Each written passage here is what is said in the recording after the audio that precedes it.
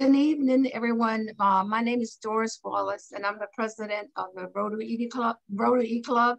And this evening we have for our guest speaker, Herman Dixion, and our Rotarian, Rhonda Pierce, will be introducing him tonight. Thank you so very much. Rhonda? Thank you, Doris. Thank you, Doris. Good evening, everyone. I'd like to introduce Herman Dixion. He is the Ambassador Council Representative for ShelterBox USA, having responsibility for the Mid-Atlantic area, most of all Rotary Zone 33. He is a 45-year Rotarian, a major donor, and a Paul Harris Society member. Herman has held virtually every office in the 12 Rotary clubs he has been associated with during his long tenure. He is currently a member of the Rotary Club of Somerville and serves as that club's foundation chair. He is the past District 7770 Awards Chair, a Zone 33 RLI faculty member, and part of RLI's curriculum committee. Herman also just assumed chair for District 7770 RILA. He is retired, but still keeps active doing business coaching, facilitating various meetings and venues, speaking to community and professional groups, and is a published author. Herman and his wife, Connie, a Paul Harris Fellow, reside in Summerville, South Carolina, with their best buddy, Scooter the cat. I would like to say that it's been an awesome opportunity to get to know Herman. I met him during RLI, and we worked on one of the parts. There's 3 parts to RLI, and he and I work together very well. He's a wealth of knowledge, so I would ask you to sit back and enjoy the presentation from Herman Dixion. Oh, thank you very, very much, Rhonda, and it's great to be with you. I would have to say, of all the many introductions that I've had over the past several months, your introduction tonight for me was by far the most recent. My wife always gives me 3 things to do when I speak to any group. So just in keeping a good step with her, because she'll quiz me when I finish tonight if I did this too. So I want to pass this along to you. She says, first of all, when anyone asks you to speak, you got to be appreciative. So again, I want to say that it is a great honor and a high privilege that I have to address your club tonight.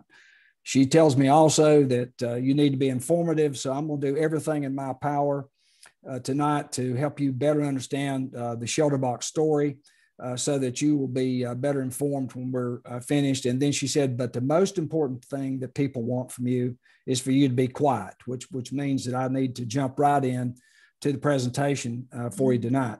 Now, I like to give this disclaimer as well when we start out so that there's no confusion. ShelterBox is not a container that you use to take stray dogs and cats to your local animal shelter. But in fact, ShelterBox is an international organization that is focused on providing emergency shelter for those people who have been impacted by conflict and natural disasters. When people are plunged into crisis, normality is really suspended, but good quality shelter can help those people really cut through the chaos. And that's why ShelterBox is able and strives to provide the tools that really help people to rebuild their homes and transform their lives. Okay, just one second here. Okay. It all began back in 1999. Rotary Club over in England, the Helston Razard Club, was looking for a millennial project, and doing some investigation, as good Rotarians do, they found out that there was very few, if any, organizations that were providing emergency shelter. So they put their heads together and came up with some things they thought that a family would need who had just lost everything. They had everything assembled, and they said, well, what are we going to put this in? One of the members said, I've got a big box in the attic of my office. Let me run down and get it. He did, brought it back. They put it in this box, which happened to be green. And everything fit pretty well. And so they, like good Rotarians do, they looked at it and said, hey, it looks pretty good. So what do we call this? And someone said, well, we're providing shelter. We got a box. Let's just call it ShelterBox. And basically that's how it came about. Their goal that year was to serve 10 families. They ended up serving 15. It took the Rotary world and the world itself by storm. So much so that in 2000, it actually became a separate entity. We've been going strong now for 20 years. ShelterBox has been able to serve more families over the years by really becoming more efficient, being innovative and evolving in order to really shelter more people in need. And our experience has really taught us that there's no one solution to every disaster. You can see some of the items here that are most prominent in what we do. There, the big green box is one of the things we're known for, and in that you would find like a tent, and you could find blankets, you'd find water system, you'd find lights, you'd find pots and pans for cooking and plates to eat and cups to drink, and you would find maybe mosquito nets, floor coverings, different things. And where children are involved, there's also some things for them. So there's a lot of things in that. But one of the things we try to do is keep advancing things. For example, I know that your club, I think, has been involved in some water projects. We're on our third generation in the water purification area there, which is really important. Solar lights are very important. That's down on the bottom corner there to the right. Our original lights were 16 hours of light, and today our lights provide 24 hours of coverage. And that's really good because when people at night sometimes have to go to latrines, that helps them see and so forth there, so they don't get attacked maybe by those slimy things that crawl on the ground or some of the animals and so forth. So those are good. And also the tents. We used to have this one tent. Now we have many tents based upon the area and the need. So we're always innovating in that process. However, regardless of what we do, our response teams, their focus is really to work with the local community to determine the specific need that they have. We've made a lot of changes over the years, which has helped us to reach our benefactors a lot faster, also to be able to better use our resources, because we like to respect those donor dollars. But where our aid is improved, our mission of focusing of keeping shelter out there has been paramount. There's a lot of people that provide, food and medical supplies and those type of things, but we focus on the shelter, getting people back into their homes and so forth. We think that is very important. So we're focused on really serving in this shelter area. We've done it now going on 21 years. We know what's made the biggest difference to communities in the past, and we exist to help people really have a place to call home, because that's so important. One of the things that we do well is we do listen to the people we serve, and after a lot of the disasters and conflict that pop up around the globe, families, when we sit down with them, they tell us what we will make that it really helps them build the difference in their lives, and we try to listen as close as we possible to be sure that we're doing the things that make a valuable difference to them, because that's the most important thing. When you've lost everything, you need some assurances that there are some things that's going to be there to help you. We learn from each deployment. We do a great job of debriefing. Everything we do is guided by the same goal, helping families rebuild after disaster. And we try to make sure that we do this as effectively as possible. We constantly challenge ourselves, are we doing the right thing? Could we have done something differently? We ask ourselves, how could we do better?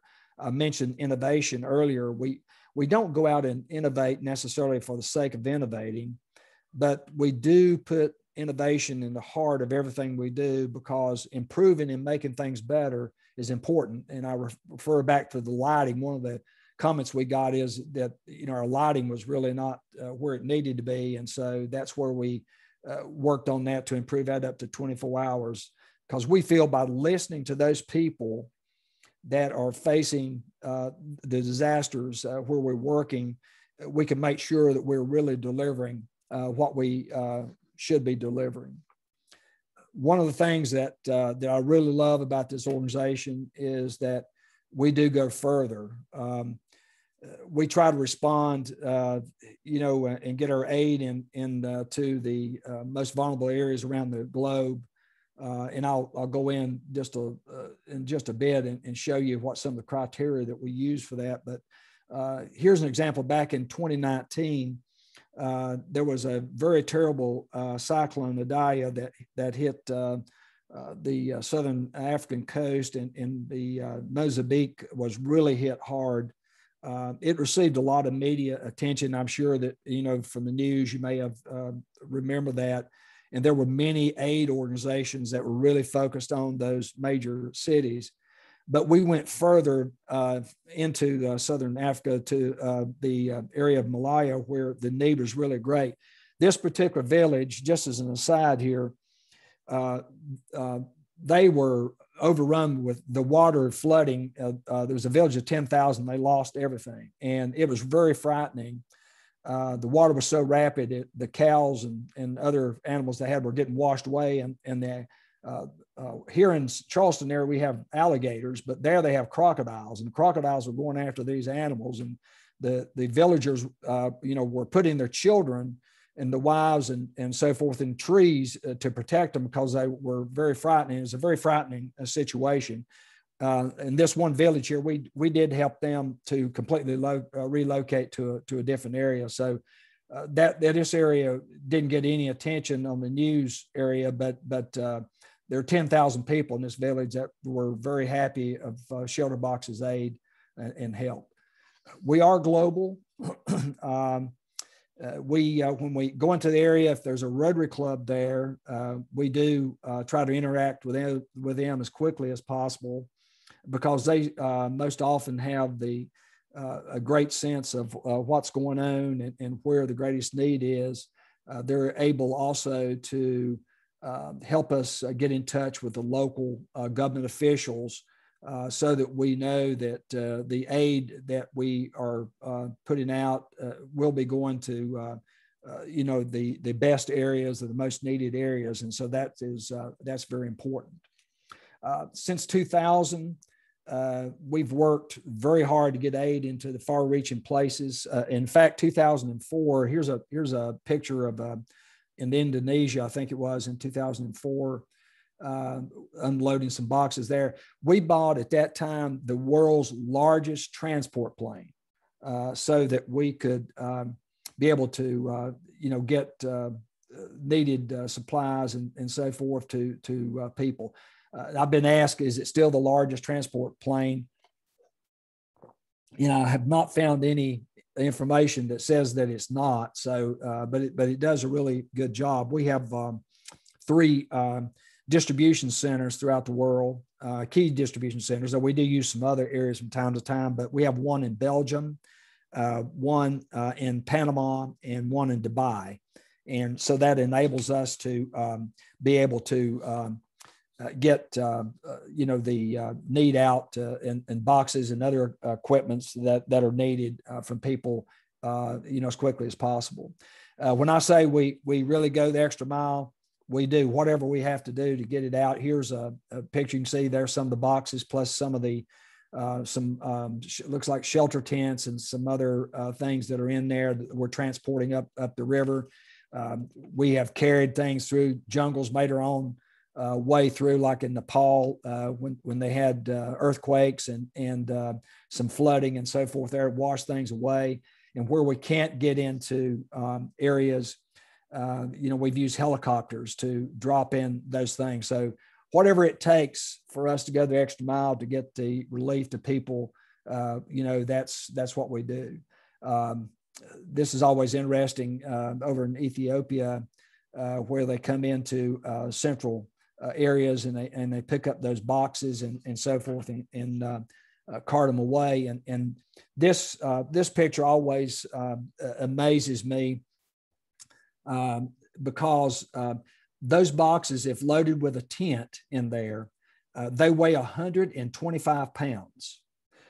And this lady is carrying this box on her head back to, the area where they're assembled and so forth. So it amazes me that she's able to do that, because I can tell you those boxes, when they're unloaded, they put a strain on the FedEx guys when they unload them here for us. And to see her do that is just an amazing feat, and always brings a smile to my face. One of the troubled areas that we have been in since the latter part of 2011 is Syria, and it continues to be just a terrible situation. And in fact, there's over 400,000 people right now that have been displaced in there because it's just a terrible conflict. We have been able to deliver our aid to this area, and conflict was not something that we initially got into. We worked with national disasters, but we learned enough in that to really make a difference and get into those areas and do a real job for helping those people. And I'll talk a little bit more about Syria in just a moment with you. We've responded to more than 300 disasters throughout the world, over 100 countries. Some of the areas we have been in more than once. For example, the Philippines, they have a lot of issues there. We've been in 30 times in the Philippines since 2014. I always get questions, do we do anything in the United States? And yes, we have. We were asked by FEMA to help with when Hurricane Katrina and Sandy, and also the Oklahoma tornadoes victims were there. We were asked to come in and help. While you don't see more in the United States, is simply that we do have FEMA. A lot of people, in areas do have flood insurance, have homeowners insurance. A lot of the businesses has business insurance. The state and local municipalities, as well as the federal government, they do declare disaster, and there's certain funds that Congress will provide. So, that makes it a little bit less taxing for us in the United States because we have things that they don't have in other parts of the world. But that doesn't mean that we haven't served the United States, and we won't. Since we have started, that figure now is a little bit over 2 million people that have been served by ShelterBox, and that continues to grow. Our work with particularly in the conflict areas of the world really got us 2 Nobel Peace Prize nominations, one in 2018 and one in 2019. And our goal was really to strive to keep families and communities together. And we feel that by increasing any stability after you've had a severe loss of everything, and that togetherness, that will really bring a lot of positive things for those people that have been impacted. And of course, I love this picture here. These folks there was an earthquake, and they were, pulled out and so forth. So that's why they're a little bit dusty there and so forth. You see in the photo, and it goes to show you that shelter is more than just tents and tarps.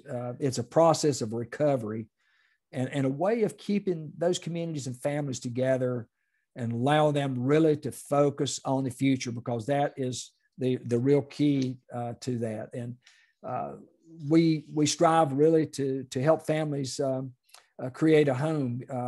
Just like here, Ahmad said that with the tent and the materials that they received, that everything became comfortable, that sleep and daily life, and they were able to cook, and they had a lot of positive things in there. We also try to work alongside our beneficiaries to build skills and knowledge.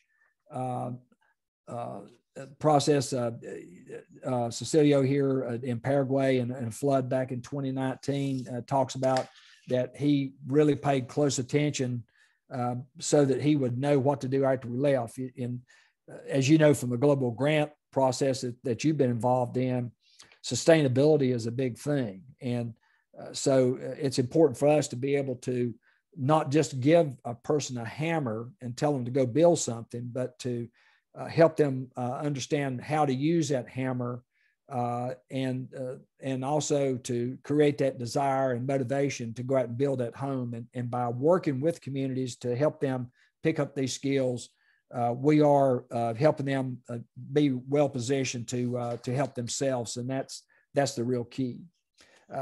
It's also important to help people return to work. I love this right here. Esther, she's a seamstress, and she gets real excited when she sees people wearing things that she has sewed. And she was able to use her home not only as a place to a residence and so forth there, but also she was able to bring her business back in and get some monies coming back into her family's coffers so that they could go about some ways of having their life go back to normality. We also help rebuild the communities. A strong community, as you all know, is really crucial to building some resilience and also to lifting the spirit of people who live in it. When you're living with friends and family, and have neighbors around, it gives you a really emotional support that's really needed to recover. So we're hoping to, when we try to keep these communities together, we feel that we're doing, a very good job of helping them not only learn how to better take care of themselves, but to also be in a position that, they really have that sense of community. A common thread that we find in a lot of deployments around the world is the hope and resilience of the people we serve. And as you know, the greatest gift a leader or an individual can give to another person is hope. And when there's hope, there's opportunity out there. And people are willing to deal with the rigors that they have to go through to rebuild. Getting back in Syria a little bit, one of the things that we found out over there, it still have been an issue. The COVID, they've had a real issue with COVID vaccination over there. Right now, there's only about 3% of the population that has been able to receive any kind of help in that regard. And with the severe weather, the real financial issues that's over there and other things going on, is very difficult. But one of the things that we worked with them on was just simply learning how to wash their hands. It was amazing of the folks that really didn't understand the value of washing their hands and so forth. So we had, water basins and soap and so forth, and helped them to, really understand better hygiene and so forth to help. And that brings me to conflict a little bit. You may or may not know this, but back in 2020, there's over 104 million people in the world that have been displaced from their homes, and 80 million of those is solely due to conflict. Between 2018 and 2020, there was an increase of 16 million people that were being forced from their homes. And it's estimated that back in by 2050, there'll be over 200 million people who will be displaced. In fact, here's a little tidbit for you. Every minute, 25 people are displaced due to conflict. That means in 20 minutes, that's 500 people. And in 1 hour, that's 1,500 people who are displaced due to conflict. One of the new breaking areas in that regards is Nigeria. There was a local conflict there that began back in 2009. It's now got into a regional conflict. In fact, just within the last couple of weeks, over 65,000 people have fled conflict in that area. You do have some factions right now that are actually going out and attacking humanitarian helpers as a result of this conflict. So we have some challenges in that regard. A couple of things. Currently, we have we're working in Syria, as I told you. We're in the Sudan. Burkina Faso, we're there. Nigeria, I'll talk to you a little bit about that. Cameroon is another troubled area. They have over 320,000 people that have been displaced there. Ethiopia, India, and Honduras are some of the other areas that we're working on right now. But one of the things that we're striving to try to be able to address is we would like to be in a position to serve 1 million people annually. We feel the need is there. So that is one of the goals that we're striving to do that. However, we can't get there by ourselves because that takes a lot of resources to be able to do that. That's why that we're trying to spread the word out and to have folks aware of what we're doing and why it's important to try to assist. A couple of things that always people always ask me about the ShelterBox Foundation.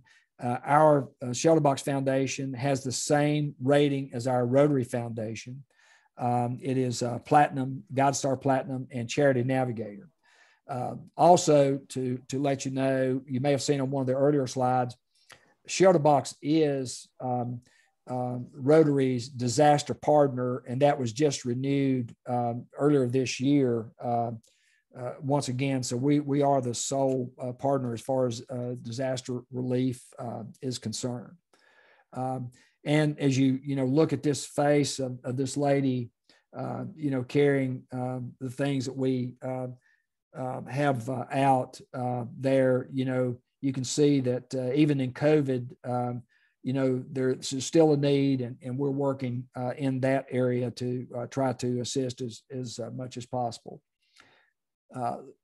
Finally, one of the things that I want to show you is I'm often asked, how do you decide to go into an area? We can't just show up on someone's door. So there is some criteria there. We have to look to see if the government has declared a state of emergency. Is the aid going to impact at least 200 families? And wherever, that's just more stuff on that. So anyway, there's a criteria that we have to use there. The final thing that I will say with you on that is that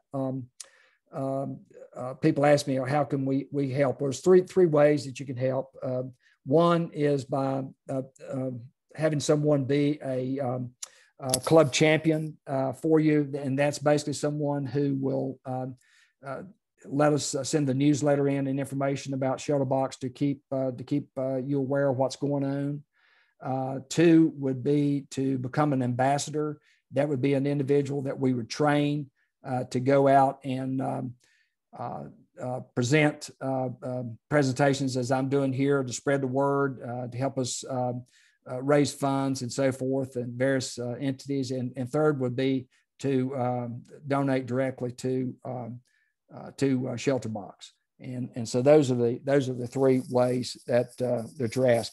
I'm asked also from time to time about what does it cost to outfit one of the boxes, one of the green boxes, and it takes $1,000 to outfit one of those boxes. So each box that goes out is again is $1,000 on that.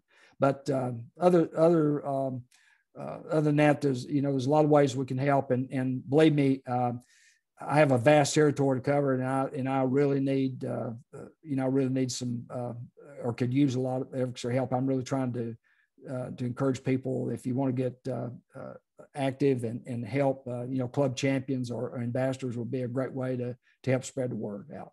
So with that, I'm going to stop and see if there's any questions that anyone would have. Have I put you to sleep?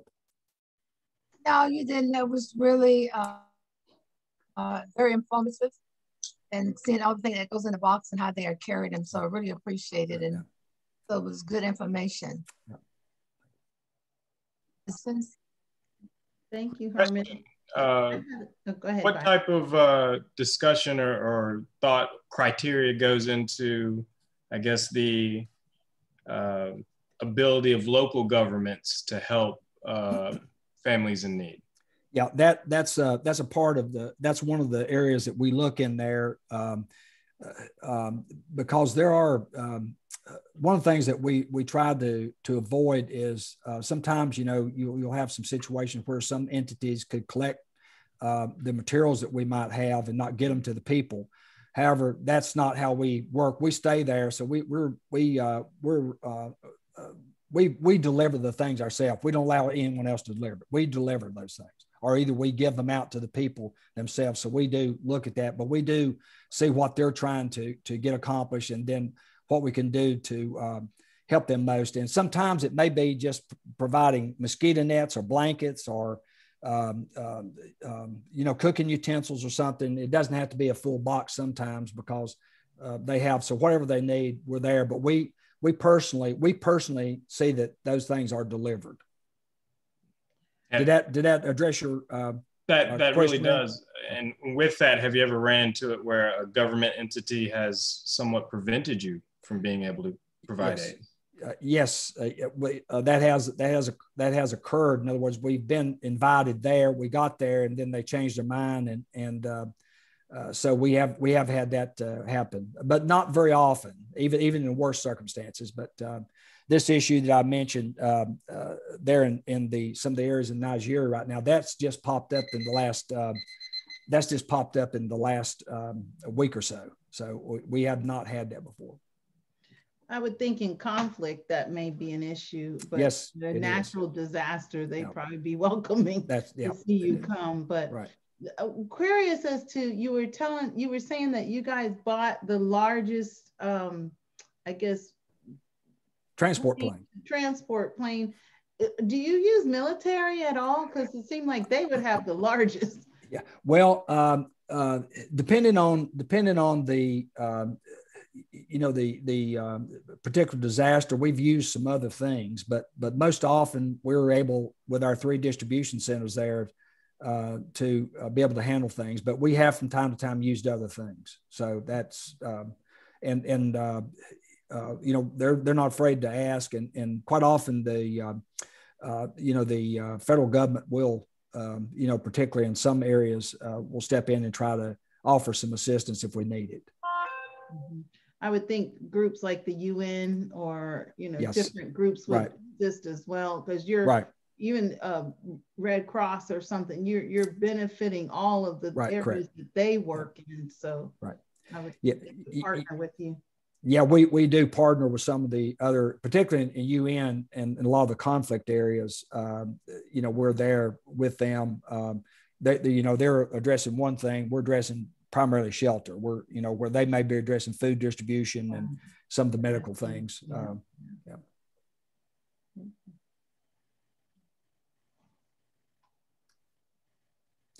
Okay, are there any other questions? I have a question for the presenter. Is there a procedure for volunteering to help with distribution of the shelter boxes? You talk about in the field, to be a person, to be yes, there's a process you have to go through on that. And if that's something that you might be interested in, I can get your information. I can forward that on to our USA office in California, and they can get in touch with you. But there's a training program for that, and also there's a process that you have to go through to get qualified for that. But be happy to if you have some interest in that, be happy to try to get some other information for you sent to you, and so you could take a look at that. Herman, do you want your address, your Think Big one, to be just shared? Yeah, sure. You can share that. Yeah. If you have questions, in my cell phone there, you can give that out to Rhonda, and feel free to text me or call me. If I don't answer immediately, don't worry, I will get back to you. But I'm not always expedient on answering my cell phone. I'm trying to finish 2 more books, so I'm on the home stretch on those things. So sometimes I just kind of shut things off and try to focus on that. I tried to put in the chat the 2 books he's already written, Thoughts Along the Way and the 12 Life Traits for Effective Living. So if you're interested, you can click. They're just to Amazon. Okay, you said also that you in the training is in California. So Brian is from California, so that might be something that he might want to get involved in. Yeah. Well, you said the training is in California. No, trainings we have it in different places around. That's where our that's where our office our for the United States. Okay. That's where our U.S. office is in Santa Barbara. So I put his email and phone number in the chat for anyone that's interested in contacting him directly. Okay, thank you. I'm gonna see. Thank you. Okay. All right, thank you. Thanks for the opportunity to speak to you. Thank you. Thank you very much. Trying to get you. Thank you. That was thank you. Very okay. So there and thank you.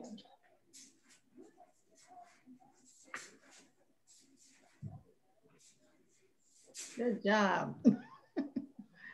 Good job, Doris. Thank you very much again.